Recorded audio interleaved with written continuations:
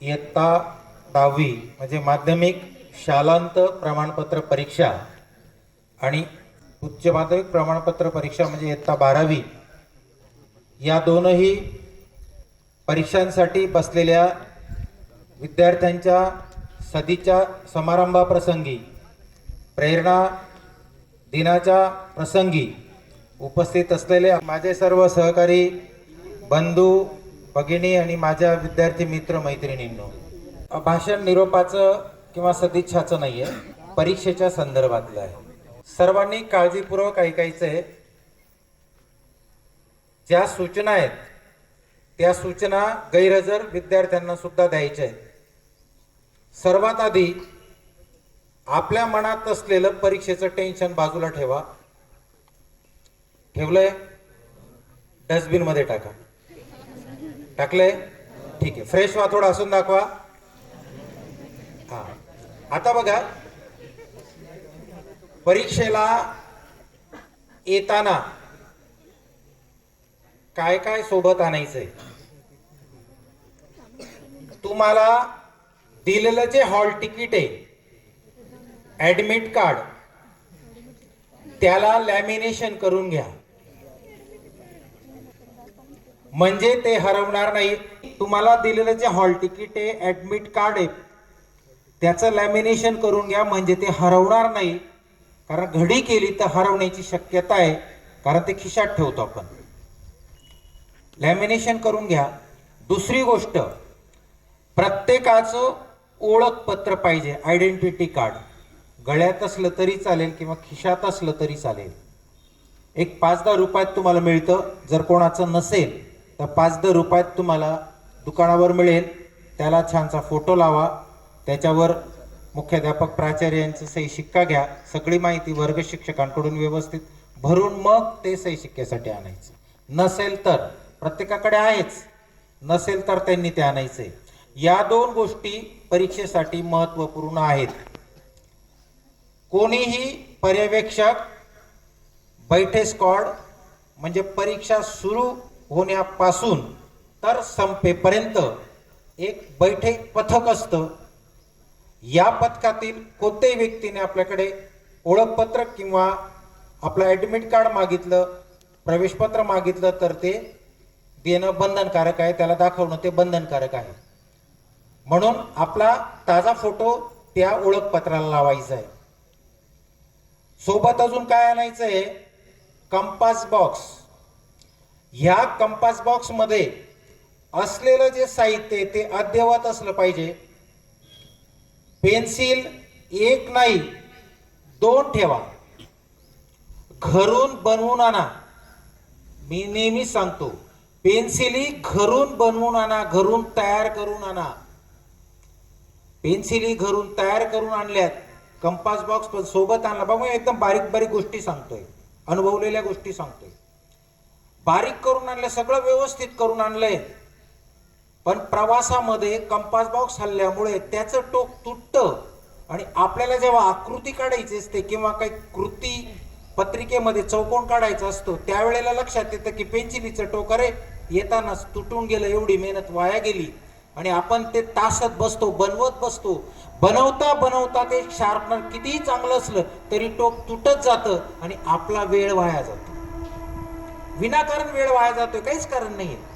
म्हणून परीक्षा हॉलमध्ये बसल्यानंतर, आपल्या जागेवर बसल्यानंतर कंपास बॉक्स उघडायचं आहे. आपण आपल्या पेन्सिली व्यवस्थित आहेत का, सुस्थितीत आहेत का हे तपासा. नसतील तर त्याची टोकं बारीक करून घ्या, तुमचा वेळ वाचेल. परीक्षा सुरू व्हायला वेळ आहे, अर्धा तास तुम्ही आधी जाणार आहात, आपल्या ब्लॉकमध्ये बसणार आहात, म्हणून ते काळजीपूर्वक बघून घ्यायचंय. लक्षात आलं? 10:30 वाजता, बरोबर 10:30 वाजता तुम्हाला गेट मधून आत प्रवेश दिला जाईल. नेहमी सूचना देतो, आताही सांगतो, सोबत लग्नासारखं वराड आणायचं नाही. लहान भाऊ, मोठा भाऊ, तुमच्यापेक्षा कमी शिकलेला तोही असतो, आई, वडील, आता माता भगिनी फारसे येत नाही, पण वडील, काका, मामा, गल्लीतले, ओळखीचे, काहीही गरज नाही. आणायचं असेल सोबत एक जण फक्त सोडण्यासाठी आणा. सोडून झालं की त्यांना जायला सांगा. तुम्ही जर जास्त लोक आणलेत आणि ते बाहेर उभे राहिलेत, 10:30 नंतरही उभे राहिलेत, तर तुम्हाला शेवटपर्यंत पेपर लिहिताना त्रास होईल. ते लोक तुम्हाला काही मदत करतील का? काहीच नाही. तुमचं बायोलॉजी, फिजिक्स, केमिस्ट्री, मॅथ्स, काही येतं का त्यांना? मग कशासाठी आणताय? त्यांना फक्त एकदाचं सोडलं की विनंती करा, पप्पा जायला हरकत नाहीये, अमुक अमुक वाजता पेपर संपेल, त्यावेळेला आम्हाला घ्यायला या. गोष्ट लक्षात आली? 10:30 वाजता एंट्री करताना मध्ये पालकांना सोबत आणायचं नाही. आपण येऊच देत नाही, पण सांगून ठेवायचं जो पोचवायला येईल त्याला. मध्ये विनाकारण माझा ब्लॉक कोणता बघायला ये वगैरे काही सांगायची गरज नाहीये. आपण कुणालाही आत घेणार नाहीत परीक्षार्थी व्यतिरिक्त. जे परीक्षेला बसलेले आहेत त्यांनाच आपण आत घेणार आहेत. 10:30 वाजता आत प्रवेश करते वेळी चेक करून घ्यायचे आपले खिसे सुद्धा मुलांनी, आणि मुलींनी जर काही ते पाऊच आणलं असेल, कंपास बॉक्स मधलं साहित्य ठेवण्यासाठी, पेन ठेवण्यासाठी वगैरे वगैरे काय आणलं असेल, पेन इतर गोष्टी ठेवण्यासाठी, तर त्याच्यात चेक करून घ्यायचंय की कुठल्याही प्रकारचा लिहिलेला किंवा कोरा कागद नाहीये ना. कोरा कागद सुद्धा कॉपी असते. तुमचा मोबाईल स्विच ऑफ करून तुम्ही परीक्षेला गेले तरी ती कॉपी आहे. तसा कोरा कागद मोबाईल स्विच ऑफ असल्यासारखाच असतो. त्याच्यावर काही लिहून आपण त्याचा गैरवापर करू शकतो. म्हणून आपल्या खिशात कुठल्याही प्रकारचा कोरा कागद नाही, लिहिलेला कागद नाही, याची खात्री करायची असते. प्रवासातलं तिकीट चालेल, पैसे चालतील, नोटा चालतील, पण बाकीच्या कुठल्याही गोष्टी मी ज्या सांगितल्या त्या सोबत आणायच्या नाही. पेपर कोणत्या रंगाच्या शाईच्या पेनने लिहायचं आहे? जर आपण निळ्या रंगाच्या शाईने पेपर लिहिला तर आपला पेपर तपासला जाईल. जर आपण काळ्या रंगाच्या शाईच्या पेनने आपला पेपर लिहिला तर तो पेपर तपासला जाईल. या व्यतिरिक्त कोणताही रंग वापरा, आपला पेपर तपासला जाणार नाही. लाल असेल, हिरवा असेल, तपकिरी असेल, कुठल्याही रंगाच्या पेनने पेपर लिहायचा नाहीये. फक्त निळा पेन किंवा काळा पेन. माझी एक विनंती असेल की आपल्या कंपास बॉक्स मध्ये किंवा पाऊच मध्ये किंवा सोबत एकाच रंगाचे पेन ठेवा. माझं तर असं सांगणं असेल की तुम्ही काळ्या शाईचा पेन न वापरता निळ्या शाईचा पेन वापरा. एक पेन नका आणू, सोबत 2 किंवा 3 पेन आणा. तुम्ही जे पेन वापरणार आहात ते नवे असतात, म्हणून घरी चालून बघा. जे रद्दी पेपर आहेत, खराब झालेले कागद आहेत, त्यावर वारंवार असं लिहा, म्हणजे त्यांचे नॉब सैल होतील. त्यातून जास्त प्रमाणात शाई फेकली जाईल आणि तुम्हाला स्मूथली पेपर लिहिता येईल, स्पीडली पेपर लिहिता येईल, कमी वेळामध्ये तुम्हाला जास्त लिहिता येईल. छोट्या छोट्या सूचना आहेत, अनुभवातल्या आहेत, त्या मी तुम्हाला सांगतोय. ह्या इतरांना सुद्धा सांगायचे आहेत. तुम्ही पेपरमध्ये कुठल्याही प्रकारची कृती जर तुम्हाला करायची असेल, उत्तर पत्रिकेमध्ये कुठल्याही प्रकारचं चित्र असेल, आकृती असेल, चौकोनी बॉक्स असतील किंवा वर्तुळ असेल, रंगीत पेन्सिलीचा वापर वर्ज्य आहे, चालत नाही. काळ्या रंगाची जी पेन्सिल आहे तीच तुम्हाला वापरायची. मग तुम्ही हृदयाचं चित्र काढा, डायजेस्टिव्ह सिस्टीम घ्या, काहीही काढा. मराठीची कृती पत्रिका असेल, इंग्रजीची असेल, हिंदीची असेल, कुठलंही काही असेल, जे काही करणार ते पेन्सिल काळ्या रंगाची वापरूनच करायचं आहे. आलेख पेपरवर सुद्धा पेन्सिलीनेच, काळ्या रंगाच्या पेन्सिलीनेच तुम्हाला लिहायचं आहे. गोष्ट लक्षात येते? बऱ्याचदा आपल्याकडनं, म्हणजे वारंवार सर्व शिक्षक तुम्हाला सांगतातच, 10वी आणि 12वीच्या बोर्डाच्या पेपरला नवीन प्रश्न नवीन पानावर लिहायचा आहे. समजा प्रश्न पहिला लिहिला. कोणताही प्रश्न आधी लिहिता येतो बरं का. एखाद्याला वाटलं मला तिसरा प्रश्न आधी लिहायचा आहे, तो तिसरा प्रश्न आधी लिहू शकतो. प्रश्नाचा क्रमांक लिहिला तुम्ही, त्याच्यामध्ये ए आणि बी सेक्शन असेल किंवा नसेल, कधी असतो कधी नसतो. जिथे तुमचं उत्तर संपलं त्या पानावर वेगळा प्रश्न लिहायचा नाही. वेगळा प्रश्न वेगळ्या पानावर. समजा आपण हे एक पान भरलं, दुसरं भरलं, तिसऱ्या पानाची एकच ओळ किंवा एकच शब्द आलाय आणि प्रश्न संपला, पूर्ण पान सोडून द्यायचं, काहीच लिहायचं नाही त्याच्यावरती. नवीन पानावर नवीन प्रश्न लिहा. भरपूर पानांची उत्तर पत्रिका असते तरी सुद्धा तुम्हाला पुरवणी पण मिळते. कोणते सुपरवायझर तुम्हाला म्हणणार नाही तुझी उत्तर पत्रिका कोरी आहे तरी तू उत्तर पुरवणी का घेतोय, कुणीही बोलणार नाहीये. लक्षात आलं? चिंता करायची नाही. जर आपल्याला असं वाटत असेल की अरे मी हा प्रश्न लिहिला, याच्यात 4 सोडवायला दिले होते पण मला एकच उत्तर आलेलं आहे, अंदाज बांधायचा की उरलेले 3 सोडायला किती जागा लागेल, तेवढी सोडून द्या, टेन्शन नका घेऊ. तुम्ही 1 पान सोडा कोरे, 2 सोडा, 3 सोडा, 4 सोडा, 5 सोडा, 6 सोडा, काही टेन्शन नाही. नवीन प्रश्न नवीन पानावर लिहा.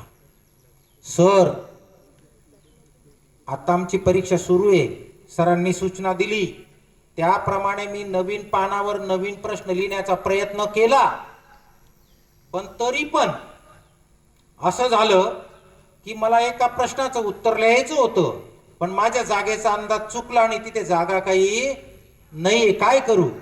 जिथे संपली जागा तिथे लिहा अमुक अमुक पानवर पाहावे, म्हणजे तो तपासणारा त्या पानकडे जाईल. हे काम तुमचं आहे.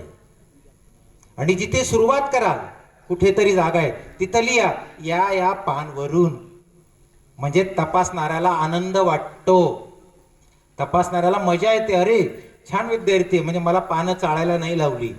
कारण पेपर तपासणाऱ्याची मानसिकता चांगली तयार करायचं काम आपलं आहे. खूप साऱ्या रेघा ओढल्यात, प्रश्नाचं उत्तर संपलं, रेघ, त्याला मार्क आहे का रे? त्याला मार्क नाही आहे ना. रेघ ओढायला मार्क आहे का? नाही. भले ओढ सोडून द्या. हे त्याला सुशोभित करणं वगैरे हे काम केव्हा करायचं? सर्व लिहून झाल्यावर वेळ उरला तर, म्हणजे आपला वेळ वाचायला पाहिजे. मॅथमॅटिक्स, फिजिक्स, केमिस्ट्री आणि बायोलॉजी यांना सेक्शन आहेत. Section A, section B, section C, section D. Section A, section B, section C, section D. हे का सांगतोय मी? सर तुम्ही सांगितलं होतं ना नवीन प्रश्न नवीन पानावर.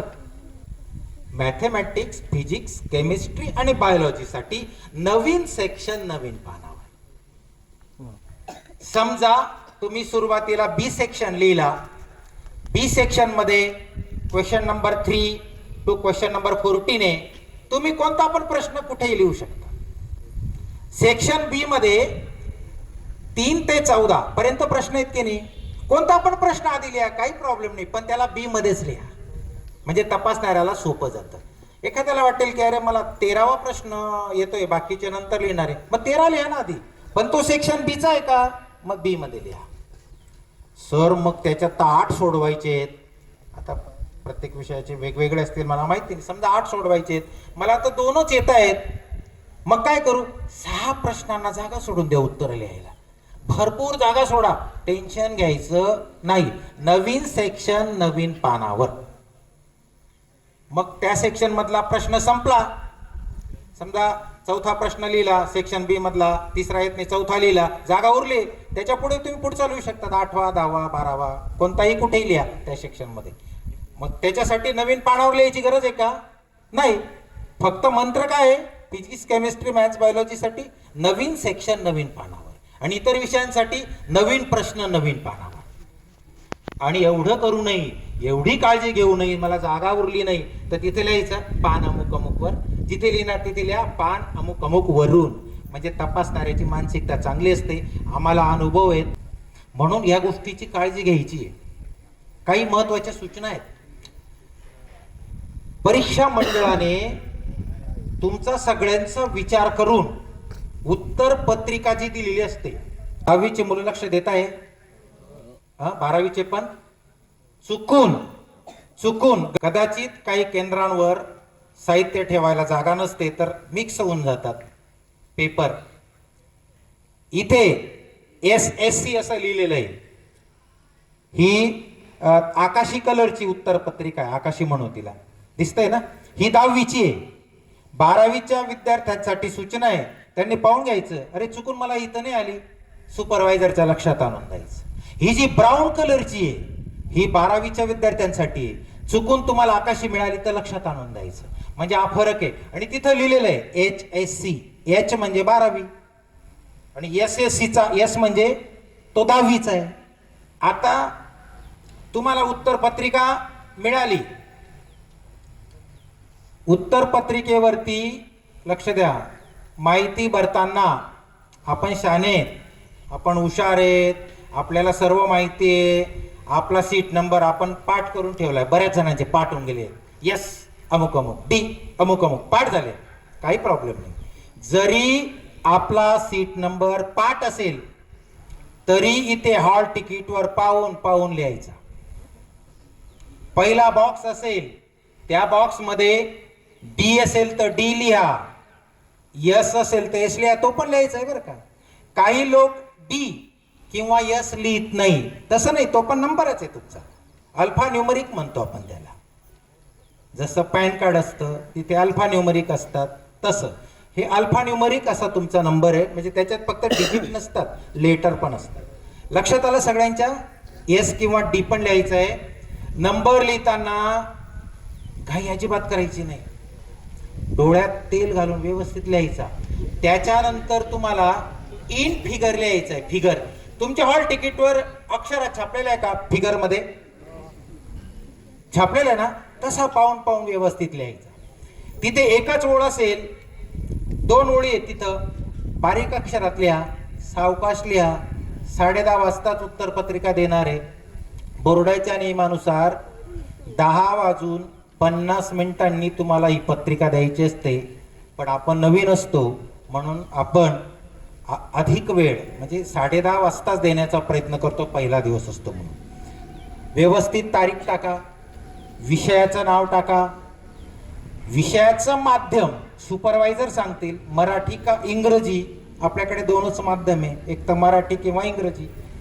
सुपरवायझर तुम्हाला सांगतील त्या पद्धतीने लिहा.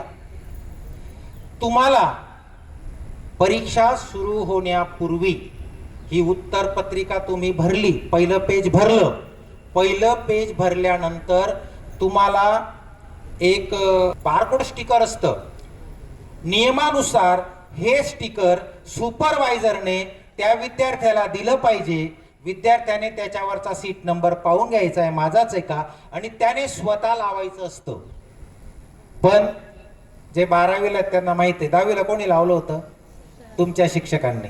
शिक्षक तुमची काळजी घेतात, पर्यवेक्षक तुमची काळजी घेतात, तुम्ही पण त्यांची काळजी घ्यायची, ते सांगणारच आहे. एका बाजूने नाही चालणार, दोघं साईडने व्हायला पाहिजे. ते तुमची काळजी घेतात. तुम्ही लिहिलेला नंबर, तुमच्या कार्डवरचा नंबर, हॉल तिकीटवरचा जे तुम्ही लॅमिनेशन करणार आहात, तो पाहून मग तोच एका पाहून चिटकवतात. लक्षात येते? म्हणून तो सीट नंबर आपले सर जेव्हा, पर्यवेक्षक सर जेव्हा ते लावतात त्यावेळेला आपण पण बघून घ्यायचं. एखाद्या वेळेला होतं की मागचा पुढे, पुढचा मागे, ऍबसेंटमुळे पण होतं. तर ते लावतात तेव्हा डोळे बंद नाही करायचे, महत्वाचं आहे. त्यावेळेला तो पण पाहून घ्यायचा. वेगळ्याच विद्यार्थ्याचं असेल तर लक्षात आणून द्यायचं. एखादा विद्यार्थी ऍबसेंट आहे, पुढचा ऍबसेंट आहे, मग त्याच्या जागेवर जाऊन नाही बसायचं, आपापल्या जागेवरच बसायचंय. आपल्या बाकावरचा जो सीट नंबर आहे तो पाहून घ्यायचा. आपल्या कार्डवरचा तोच आहे का, तिथं बसायचं. शेवटच्या अंकणी लक्षात ठेवायचे, पूर्ण बघायचं. नाही तर शेवटी 87, मग 087 असतो, 187 असतो, 287 असतो, असं असू शकतं. म्हणून शेवटचे डिजिट न लक्षात ठेवता पूर्ण आपला अल्फा न्यूमरिक जो सीट नंबर आहे तो आपलाच आहे का, ही बसण्याची जागा माझीच आहे का, याची खात्री करून आपण तिथं बसायचंय. आता आपण जे घंटेचं वेळापत्रक आहे ते पाहणार आहोत. घंटेचं जे नियोजन असेल, बेलचं जे प्लॅनिंग आहे ते पाहणार आहोत. आता लक्ष द्या व्यवस्थित. घंटेचं प्लॅनिंग सांगण्याच्या आधी सगळ्यांना एक सूचना आहे. सोबत मोबाईल आणायचा नाहीये, आणत नाही आपण, पण पुढच्या पण गोष्टीत म्हणून सांगतो. घड्याळ डिजिटल चालत नाही. माझ्या मनगटाला जसं घड्याळ बांधलंय साधं, काटे फिरतात गरगर, हा तसं घड्याळ चालेल, डिजिटल वॉच चालणार नाही. सर्वांच्या लक्षात आलं? समजतंय ना? हे का सांगतोय? जे घरी आहेत काही त्यांना सांगा की असं घड्याळ चालणार नाही. आता आपण सुरुवातीला 10:30 वॉर्निंग बेल होईल. आपण आपल्या जागेवर बसायचंय किंवा गेटमधून आत यायचंय. पहिल्या दिवशी आपण प्रयत्न करणार आहेत 10:30 ऐवजी तुम्हाला लवकर कसा प्रवेश देता येईल. थोडे तुम्ही नवीन असाल, पहिला दिवस असेल, नियमानुसार 10:30च्या आत आपल्याला आवारात सोडता येत नाही, पण आपण लवकर सोडणार. 10:20, 10:10ला असं लवकर सोडणार, म्हणजे तुम्ही अगदी रिलॅक्स बसणार, आपला भाग शोधणार, सर्व व्यवस्थित व्हावं म्हणून. 10:30 वाजता नाहीतर इतर दिवशी वॉर्निंग बेल होईल. याच्यात म्हटलंय 10 वाजून, आता जी वॉर्निंग बेल असेल ती टनाना अशी होणार, म्हणजे गजर होणार. 10:50 तुम्हाला उत्तर पत्रिका देण्याचं परिपत्रक आहे. 11 वाजता 2 टोल होतील. त्याच्या आधी 10 मिनिटं आधी 2 टोल होतील. समजते? पण 11 वाजता 2 टोल होतील. पेपर जर 3 तासाचा असेल, 1 तास संपल्यावर अजून 2 टोल होतील. 2 तास संपल्यावर पुन्हा 2 टोल होतील. 3 तास संपल्यावर 1 टोल होईल. 3 तासाचे पण पेपर आहेत. मराठी, हिंदी, इंग्रजी, इतिहास, भूगोल वगैरे ही सगळी पेपर 3 तासाचेच आहेत. 3 तासाचा जर पेपर असेल, 10वी वाल्यांचे काही पेपर 2 तासांचे आहेत. 3 तासाचा जर पेपर असेल तर 1 तास संपल्यावर 2 टोल, 2 तास संपल्यावर 2 टोल, 3 तास संपल्यावर 1च टोल. मग सर 3 तास संपल्यावर तर टनाना वाजायला पाहिजे होतं. तुम्हाला बोनस दिलेत बोर्डाने 10 मिनिटं. 3 तास आणि 10 मिनिटं तुम्ही पेपर लिहू शकता. 10 मिनिटं जास्तीचे दिलेले बोनस, आम्ही दिलेले नाही, बोर्डाने दिले. 1 टोल झाला की समजायचं 3 तास पूर्ण झालेत, अजून आपल्याला 10 मिनिटं आहेत. आणि 10 मिनिटंही झाली, 3 तास झाले, वरती 10 मिनिटं झाली की मोठा गजर होईल. टन. आपलं लिखाण थांबवायचं आहे आणि सुपरवायझरला आपला पेपर त्यांच्याकडे देण्यासाठी मदत करायची. सर्व उत्तरपत्रिका जमा झाल्याशिवाय कृपा करून बाहेर निघू नका. ब्लॉकमधून बाहेर निघू नका. नजर चुकीने पॅड सोबत आपली उत्तरपत्रिका जाण्याची शक्यता आहे. उत्तरपत्रिका सुपरवायझरकडे जमा करताना कान उघडे करून ऐका. समजतंय ना? उत्तरपत्रिका सुपरवायझरकडे जमा करताना सगळी पानं पाहून घ्या. एखाद्या पानामध्ये काही कोणाचा कागद तर नाही राहून गेला, तुमचा तर नाहीच राहणार, तुम्ही कॉपी करणारच नाही, पण एखाद्याचा कागद मध्ये तर राहून नाही गेला काही, याची खात्री करून घ्यायची. जर पेपर लिहित असताना तुम्ही पेन बदलवला, डार्क फेंट असा काही बदलवला, अक्षर बदललं, तर सुपरवायझरची सही घेऊ नका, गरज नाही. सही ही ओळख असते. कोणीही आपल्या उत्तरपत्रिकेमध्ये सही करायची नाही. फक्त फ्रंट पेज वरती तिथे झाकलं जातं, तिथे करायचे पहिल्या पानावर. संपूर्ण उत्तरपत्रिकेमध्ये कुठेही देवाचं नाव लिहायचं नाहीये. एखादा गरीब असेल बिचारा, त्याने लिहू नका मी खूप गरीब आहे सर मला पास करा. त्याची उत्तरपत्रिका तपासली जात नाही, त्या विषयाचं मूल्यांकन होत नाही, त्याचा रिझल्ट येत नाही. देवा मला पास कर असं पण लिहू नका. मोबाईल नंबर लिहू नका, फोन नंबर लिहू नका. कृपा करून तुम्ही उत्तरपत्रिका लिहित असताना तुम्हाला असं वाटलं अरे या पानावर मी फार खोडलंय, खूप खोडलंय, फाटण्यावर आलंय पान, अगदी रेषा ओढता ओढता फाटून गेलं, जसं आहे तसंच ठेवा. ते फाडू नका, वेगळं करू नका. वेगळं जर केलं तर त्या विषयाचा तुमचा निकाल लागणार नाही, त्या विषयात तुम्ही नापास व्हाल, त्या विषयाचं मूल्यांकन केलं जाणार नाही. सदर पान फाडलं आहे म्हणून तुमच्यावर गुन्हा दाखवलेला, तिथे पण कोर्ट असतं. गुन्हा दाखवलेला तुम्हाला तिथं बोलवतील, मग तुम्हाला पटवताना अनेक अडचणी येऊ शकतात. म्हणून आपल्याला सुपरवायझरने उत्तरपत्रिका दिल्यानंतर सगळी पानं आहेत का चेक करून घ्या. तिथे एकूण सगळी पानं आहेत का हे तपासून घ्यायचे शेवटपर्यंत. 10वीची जी उत्तरपत्रिका आहे तिला 20 पानं आहेत. 12वीची जी उत्तरपत्रिका आहे तिला 28 पानं आहेत. पान क्रमांक तपासून घ्या. आपली उत्तरपत्रिका पहिलं पान भरण्यापूर्वीच तपासून घ्या. तिची जी शिलाई आहे, दोऱ्याने शिवलेलं आहे ते, जर शिलाई निघून गेलेली असेल, एखादं पान कमी असेल किंवा उत्तरपत्रिका फाटलेली असेल तर वरची माहिती भरण्याच्या आधीच देऊन टाका. काही लोक सगळी माहिती भरतात आणि नंतर बदलवतात, त्यांचा वेळ वाया जातो, त्यांना टेन्शन येतं. बाकीच्या मुलांचे किती लिहिलं गेलं, मी अजून नंबर टाकतोय. मग अशी चूक करण्याच्या आधीच, म्हणून ही मीटिंग आहे, हे महत्वाचं आहे. गोष्ट लक्षात आली. पेपर जमा करताना सगळं व्यवस्थित पाहून जमा करायचं आहे. जर आपण पुरवणी घेतली असेल तर पुरवणीला बारकोड स्टिकर नाही राहत. जे ओरिजिनल उत्तरपत्रिका असते तिला जसं ते सर लावतात, सीट नंबरवालं बारकोड स्टिकर लावतात, तसं पुरवणीला राहत नाही. पुरवणीला फक्त तुम्ही नंबर वगैरे टाकायचा, सगळी माहिती भरायची आणि त्याच्यावर काळ्या रंगाचं होलोक्रॉप स्टिकर असतं, जे वरती पण असतं त्याला पण असतं. म्हणजे याच्यावरती बारकोड स्टिकर येईल आणि होलोक्रॉप स्टिकर येईल आणि पुरवणीला फक्त होलोक्रॉप स्टिकर येईल. लक्षात आलं. पुरवणी जोडली असेल तर इथं वरती माहिती भरायची. एक छापलेला असतो, एक म्हणजे ही पत्रिका अर्चना, ही जी 20 पानांची 28 पानांची पत्रिका आहे हा एक. आणि जर तुम्ही पुरवणी जोडली असेल, काही मुलं म्हणतील ग्राफ पेपर जोडलाय, तिला पण पुरवणीच म्हणतात, इंग्रजी सप्लिमेंट म्हणतो आपण.